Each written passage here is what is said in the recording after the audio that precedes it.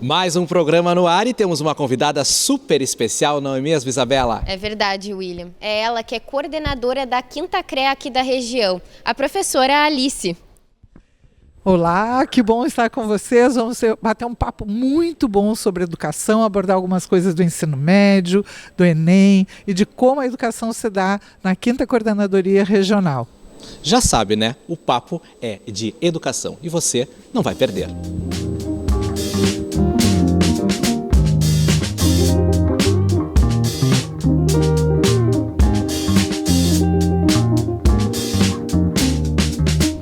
Olá, está começando mais uma edição do Educação em Pauta, o canal direto da TV UFPEL para conversar com você sobre a educação aqui na cidade de Pelotas. Eu sou Isabela Speaker. E eu sou William Machado e você já sabe que essa é a nossa comunicação direta para falar de educação. A nossa convidada de hoje é muito especial. Ela é coordenadora da Quinta CREA, mestra em educação, master em liderança e gestão pública e os estudos na Kennedy School em Harvard, nos Estados Unidos. É claro que nós estamos falando de Alice Zarpansky. Muito bem-vinda, obrigado por estar aqui com a gente. Eu agradeço demais o espaço, a gentileza de vocês. Realmente assim, é uma honra poder sentar aqui nessa cadeira e conversar com vocês e com quem nos assiste. Muito obrigada. Já queria começar falando um pouquinho da tua trajetória, né? Eu sei que é bem longa, mas dá pra gente pincelar alguma coisa. Ok, a gente faz um recortezinho. Eu sou professora de artes. Tinha conversado aqui, né, de artes plásticas, formada pela Universidade Federal. Depois eu fiz especialização e mestrado também aqui na Universidade Federal, quer dizer, sou prata da casa. E trabalho na rede municipal de educação desde 1986, não façam o cálculo, tá?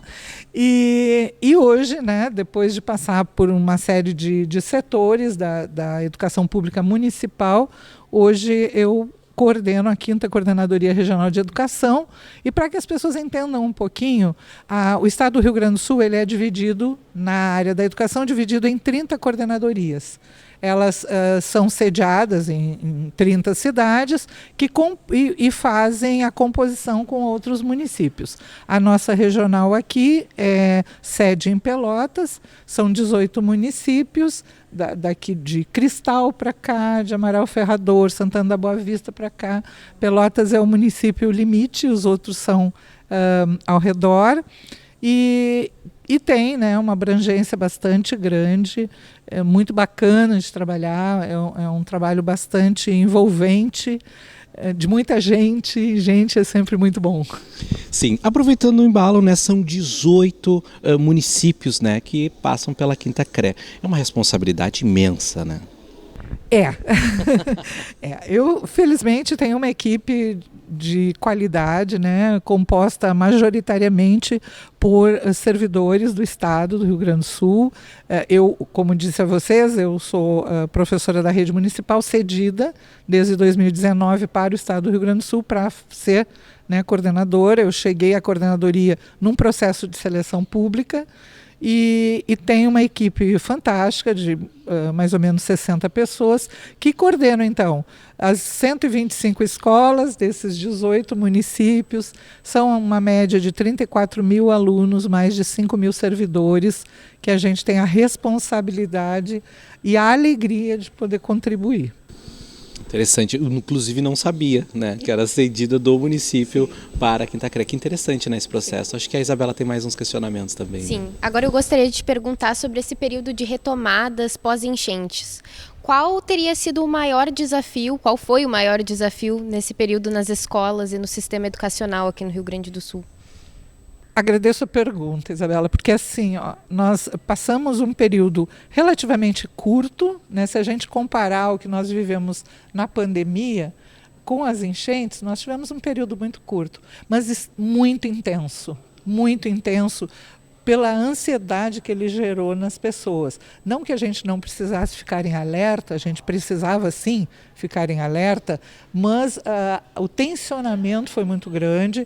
Nós aqui na nossa regional, nós tivemos 4 escolas impactadas diretamente, somente porque nós tomamos todas as providências que deveriam ser tomadas. Nós atendemos a todos os chamados da Defesa Civil, a todas as orientações da Prefeitura, as orientações do Governo do Estado, e isso fez com que a gente preservasse não só a infraestrutura das escolas, como também as vidas. Nós tivemos impacto numa escola que serviu de abrigo, então ela ficou um tempo sem atendimento aos alunos, porque ela acolheu parte dos abrigados, eram alunos da própria escola, e tivemos 3 escolas que as águas chegaram ou entraram ou ficaram muito próximas. As demais períodos eles se afastaram e voltaram dependendo da previsão. E essa retomada, mesmo para quem não sofreu impacto direto, né, com água na sua casa ou na sua escola, todo mundo de alguma forma conhece alguém que sofreu. Então, nós sofremos pelo outro. Isso nos colocou numa posição de reflexão muito, muito grande, de realmente da prática da empatia e não só do conceito. E nosso maior trabalho, nosso maior desafio foi realmente a acolhida. Foi trazer esses alunos para a escola, como porto seguro, como lugar onde eu posso me sentir bem, onde eu tenho quem me acolha, quem conversa, quem me escute. Isso foi o que a gente definiu para o reinício. Depois, o resto, os conceitos, os conteúdos, a gente vai recuperando. Eu acho que nesse momento, né, eu também estou em sala de aula, né, a gente sabe o quanto os nossos alunos também na nossa cidade de Pelotas foram afetados, né, principalmente a região do Laranjal, né, que nós tivemos. Eu tenho alguns alunos que recém agora, né, estão se estabilizando, e eu acho que esse olhar atento do educador, ele é importantíssimo, né, que perceba esse aluno, né, ele não é mais um ali no meio da multidão. Por óbvio, né, que a gente sabe que os nossos professores, eles têm uma gama de alunos e às vezes não conseguem, né, dar a atenção necessária. Aproveitando esse embalo, né, e eu enquanto educador, nós temos uma polêmica aí, né, que vem vindo já há um tempo, que é o novo ensino médio, né? Eu imagino, só imagino, né, como é dentro de uma coordenadoria que nós temos 18 municípios, novo ensino médio, nós temos trilhas, nós temos coisas novas, os alunos por vezes eles preferem, né, ter as disciplinas que já são comuns, convencionais, e a gente fica, né, às vezes assim nessa sinuca de bico. Imagina. E como a gente faz para agradar assim, aluno, professor, servidor? Não é uma tarefa fácil, mas é importante que a gente comece. Acho que quando a gente fala de ensino médio, independente do período, a gente precisa, de educação de maneira geral, a gente precisa ter bastante consciência diagnóstica. Tá? O ensino médio estava bem? Não. Se vocês querem dados, por exemplo, na nossa coordenadoria, em 2019, nós tínhamos uma evasão e repetência na casa dos 43%. Cada 10 alunos, mais de 4, a média de 4, não avançavam no ensino médio. Isso é bom? Não. Então, se não está bom, vamos mudar. Se o que está sendo proposto não é exatamente o que eu acho que tem que ser, ok, a gente vai diagnosticando e vai ajustando a medicação. Né? A gente não pode ficar naquela lógica de que sempre foi assim, né? A síndrome de Gabriela que a gente diz, né? Eu nasci assim, eu cresci assim, você sempre é assim. Isso tem que mudar. Afora isso, assim, eu tenho ontem eu estava falando sobre isso, eu tenho um texto que eu fiz que chama de Decretos do Desespero. Porque assim, quando chega uma lei nova, quando chega uma ideia nova, uma política pública nova, a primeira coisa que a gente faz é ficar com medo, sem conhecer. Porque o desconhecido, ele causa temor. Então, calma. Vamos conhecer primeiro, vamos abrir, né? Vamos abrir o coração, vamos abrir o peito, abrir o cérebro para aprender. Vamos ler a legislação todinha, vamos contextualizar. Bom, eu trabalho na escola X, que é num município pequenininho, que só tem essa escola. É um contexto. Não, eu trabalho em Pelotas, onde tem 54 escolas. É outro contexto. Né? A gente tem uma diversidade tão grande que é muito nocivo se tratar tudo com a mesma régua. Então, é preciso sentar junto, olhar a legislação, olhar o que já foi pensado por pessoas que já leram e já pensaram isso, trazer para o nosso contexto e não só negar por negar. E também não aceitar por aceitar. A gente precisa ter consciência crítica, mas isso a gente só faz conhecendo. Não é simplesmente dizer, não, isso não é bom. Isso não é bom porque foi votado por A, por B, por C. Isso não é uma questão, muito menos político-partidária, isso é uma questão educacional que precisa seriedade e respeito. E respeito com quem nos dá o nosso trabalho. O teu trabalho existe porque tu tem um aluno, o meu trabalho existe porque tem aluno. Se eu não trabalhar para ele, eu vou ficar sem emprego. Sugiro que, né, que a gente tenha atenção nisso, porque é muito raso quando a gente se passa a criticar uma inovação sem conhecê-la. Tem coisas que podem ser ajustadas? Obviamente que tem. Em especial, quando a gente fala em eletivas, por exemplo, né? O aluno vai fazer a escolha das eletivas.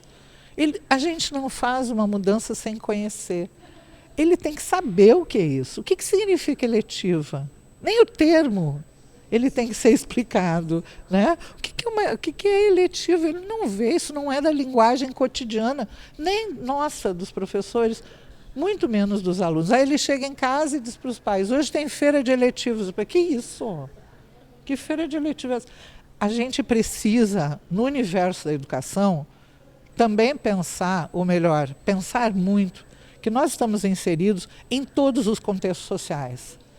Ou a gente se adequa a isso e faz uma fala que a comunidade nos entenda, ou a gente nunca vai ter a comunidade junto conosco. Sempre distante, né? Sempre distante, porque a gente faz com que a comunidade se afaste. Eu chegar... essa palavra é eletiva. Nós vamos eleger uma disciplina, vocês vão ver aqui as disciplinas, vão escolher. Pronto. O termo que a gente é mais usual não é escolher, então usa escolher. A gente que está na escola, nós, professores, a gente precisa trazer esse requinte do texto para o requinte do texto que é conversado entre os nossos alunos, que é também requintado, mas é deles. Ou a gente traz para eles, ou a gente vai ficar fazendo discurso sozinho. E a gente precisa, né? Eu vejo muito isso, enquanto educador, ter esse olhar e estar aberto. Acho que, né, na sua fala inicial é o mais importante assim. Eu preciso, enquanto professor, a gente precisa, enquanto educador, eu gosto de usar educador, né? Aquele que educa, né? Estar aberto. Sim. Estar aberto para essas proposições. Porque não basta só a gente criticar. Porque a gente bem sabe, né? O que acontece? Vem as tecnologias, e não estou nem dizendo tecnologias digitais, tecnologias no sentido amplo, né? A gente tem uma aversão. Ai, meu Deus, eu não vou usar isso, eu não posso, eu não quero, né? Sempre o não primeiro. E isso também passa para os nossos alunos, né? Com certeza. Eu costumava dizer, quando eu tive direção de escola há muito tempo, e os alunos do Fundamental 1, né, os pequenos, eu sempre dizia para as gurias, aquele ali é aluno da fulana. Eu dizia, como é que sabe? Mas o aluno é o jeito da gente, as características. Né? Tem, eles pegam o jeito da gente falar, eles imitam a gente caminhando, daqui a pouco, assim, até os trejeitos que a gente tem, eles imitam. Né? Eu lembro que eles faziam a minha imitação, eu estava sempre com uma pashmina, com uma manta, e sempre batendo as mãos. Eu sou assim, né? Então eu já sabia que eles estavam me imitando. Então, se abrir para o novo, não é fácil? Não é fácil. Achar a mudança algo que, não, vamos mudar só se eu fizer isso de forma leviana, ok. Mas se é consciente, se é pensado, é difícil também. Mas ela não é impossível e tem que ser feito. Tem que ser feito. A gente precisa abrir para a gente tem, às vezes tem na escola algumas conversas tipo, mas a gente ouve os alunos, a gente ouve a comunidade, ouve e faz o que com que ouve? Porque verdade. A gente é uma ouvidoria, então, né, só ouve. A gente precisa dar o retorno. Se tu me dá a sugestão, eu acho que na escola a gente precisava vir todo mundo de jeans todos os dias. Te ouvi, bastou. Não, eu tenho que te dar um retorno. Por que sim, por que não? Que dias, como, quando, que sugestão tu dá? Teus colegas. No momento que a gente faz esse caminho de duas mãos, nossas coisas fluem. Eu tenho certeza disso, porque eu já vivi e vivo isso no cotidiano. E está envolto nas nossas práticas docentes também, né? E a gente leva muito, né, dos nossos educadores. A nossa educadora aqui também, né, que coordena, está aqui no estúdio com a gente, eu levo nas minhas práticas, por exemplo, comunicacionais, né, a professora Marisley, a professora Michele, que é da televisão. Então a gente sempre leva para a nossa sala de aula, para a nossa docência, aquilo que a gente faz, né? Isabela. Bom, então agora continuando com esse assunto sobre o ensino médio, eu vi que vocês estavam com uma ação muito legal de ir nas escolas e ajudar os estudantes a se inscrever para o Enem. Me conta mais de onde surgiu essa ideia e como é que foi implantar nas escolas. Pois então, né, eu virei a senhora do Enem, né? Eles brincavam dizendo que era a guria do Enem, né? Mas para a guria, né? Então eu prefiro dizer que eu era a senhora do Enem, mas enfim. Surgiu do assessor de comunicação, Douglas, meu assessor de comunicação da coordenadoria, que veio com a ideia, assim, olha, a gente tinha uma demanda, né, as demandas, em especial as demandas de comunicação, elas são tratadas pelo setor de comunicação da SEDUC, né, da nossa Secretaria de Educação do Estado, e eles passam as demandas para as CREs e a gente desenvolve. E aí veio a demanda de divulgação do Enem, porque o Rio Grande do Sul, em virtude das cheias, teve a prorrogação por uma semana, e aí como atingiu o mais alto nível de inscrição no Enem de todos os tempos, o ministro deu mais uma semana. Ele ligou para a secretária e disse, olha, a gente ficou impressionado com o poder de mobilização, então vai ser mais uma semana. E também, paralelo a isso, a taxa de inscrição foi zerada. Nenhum aluno do Rio Grande do Sul pagou a taxa de inscrição. Essas duas situações eram um estímulo para que os nossos alunos se inscrevessem. A gente só precisava dar um startzinho maior, dar uma cutucada maior neles, né? E aí o Douglas teve essa ideia, ele disse, quem sabe a gente vai nas escolas, ao invés de fazer uma fala assim, mais formal, fazer uma coisa mais informal, entrevistá-los, abordá-los. Aí nós fomos, aí no caminho a gente fez o roteiro, porque eu sou meio resistente às coisas de mídia, mas enfim. E aí a gente fez esse roteirinho de abordá-los como se fosse, então, que a gente fosse fazer uma entrevista com eles, né? A Blitz. Aí a gente chamou de Blitz do Enem e nós começamos no Dia dos Namorados. Então a Blitz começou fazendo um match do aluno com o Enem. E deu muito certo, assim, deu muito certo. O engajamento deles foi muito grande. Eu acompanhei, foi ótimo, foi muito legal. Eu me assustei. Foi bem legal. Foi muito grande, tanto na minha rede social como na rede social da CRE. E isso é divulgação. E a gente teve mesmo, os percentuais foram a mais de 90% de inscrição. Agora, né, aproveitar a pergunta e dizer para eles, né, agora eu vou falar para eles, que agora é fazer o Enem, né? É se preparar e fazer o Enem. É o próximo passo. Porque o que eu disse para eles nas conversas que tivemos? A inscrição do Enem é a oportunidade, que depois vai te dar o direito de escolha. Tu faz a inscrição. Se depois não quiser fazer, é uma escolha. Se quiser fazer a primeira prova e não fazer a segunda, é uma escolha. Se quer fazer todo o Enem, é uma escolha. Se fizer o Enem, passar e não quiser fazer a universidade, é outra escolha. Quer dizer, quantas escolhas te dá tu pegar esta oportunidade? Então, esse era a nossa frase de estímulo e deu muito certo. Foi muito bom mesmo. Legal, então, né? Eu acompanhei esse processo ali tudo pelas mídias, inclusive pelo Douglas também. E a gente já estamos quase chegando ao final, passa muito rápido, né? Mas a gente sabe que assumir uma coordenadoria não é fácil e tem diversos desafios e coisas às vezes que a gente se orgulha assim dos nossos projetos. O que a senhora poderia dizer para a gente assim que é um orgulho? Olha, cheguei na coordenadoria e aí eu encontrei desta maneira e acabei conseguindo resignificar ou transformar esse processo. Isso é muito bacana. É muito bom a gente poder relatar algo que faz o olho da gente brilhar, assim, né? Tem duas frentes que a gente fez crescer muito na coordenadoria, tá? Uma delas é uma frente com as prefeituras. São 18 prefeituras, muitíssimo diferentes, né? onde a gente precisava, e tem uma série de programas que são em parceria, né? E a gente precisava afinar um pouco mais a conversa. São prefeitos dos mais diferentes partidos, segmentos, mas a gente quer a mesma coisa, né? No fim, lá o nosso objetivo é que as comunidades tenham qualidade de vida. E a gente sabe que a educação é o grande caminho para isso. Eu não gosto muito de frase pronta, mas não tem como negar. Né? Um povo educado é um povo crítico, é um povo que sabe os seus direitos, é um povo que sabe escolher, reconhecer oportunidades, enfim. Então, eu queria muito essa aproximação e foi uma coisa que a gente fez muito legal. Assim, a gente tem uma relação com as prefeituras muito bacana, muito próxima. A gente consegue o que eu acho que é a maior prova de respeito, que é a gente tratar o diferente como diferente. Cada um tem a sua forma, cada um tem o seu município, a sua forma de governar, são todos diferentes e a gente consegue se respeitar e ter um diálogo muito franco, muito bacana. É muito linda a relação com os prefeitos e com os secretários de educação, se estende às câmaras de vereadores, é muito legal o quanto eles ajudam, porque, vê bem, tem municípios que para a gente ir, eu levo 3 horas para ir para uma escola. 3 horas de viagem para ir, 3 horas para voltar. O prefeito está muito pertinho dessa escola.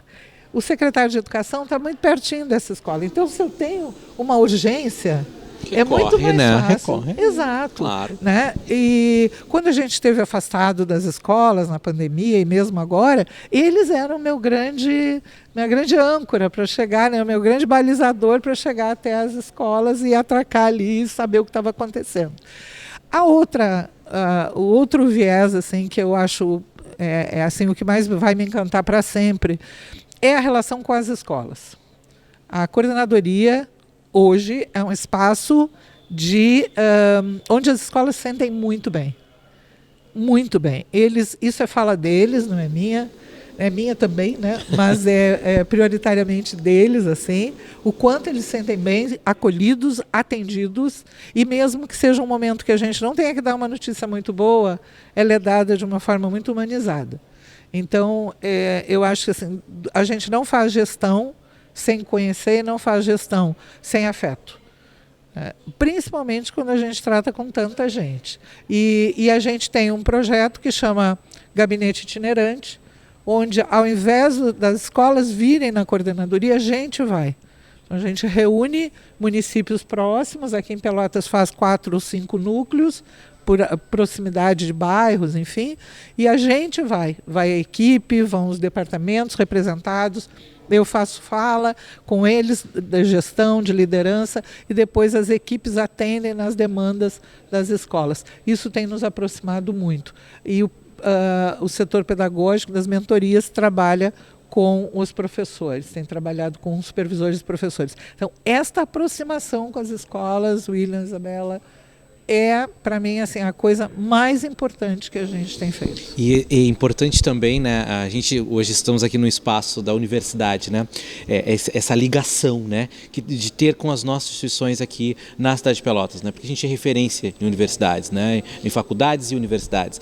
Então também é importante essa aproximação. Eu tento, né, nas minhas práticas, já lhe convidei algumas vezes para ir lá, para integrar, né, nós precisamos integrar, né, é a coordenadoria, é a Secretaria de Educação, né, do município, é a universidade, tanto o FPEL quanto o CEPEL e as demais que nós temos aqui na cidade. Eu acho que isso é muito importante para que a gente também trabalhe a educação. A educação se faz em conjunto, se faz sozinho. Ninguém faz a educação sozinho.